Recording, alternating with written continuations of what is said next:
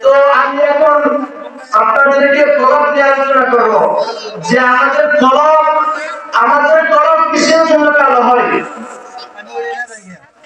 যখন কোন ব্যক্তি যখন একটা গুনাহ করে তার তলবের মধ্যে একটা দাগ পড়ে যায়, যখন সে আরেকটা গুনাহ করে তার তলবের মধ্যে আরেকটা দাগ পড়ে যায়, যখন সে গুনাহ করতে থাকে তো প্রতিদিন একটা করে দাগ পড়তে পড়তে তার তলবটা কালো আঙ্গের মতো হয়ে যায়। যখন তার তলবটা যখন কালো আঙ্গের মতো হয়ে যায় তখন তার নামাজ ভালো লাগে না, তার ইসলামের মধ্যে যে সমস্ত মানব কাজ আছে, ইসলাম বিরোধী যে সমস্ত কাজ আছে তার এগুলো ভালো লাগে না। কিসের জন্য ভালো লাগে না?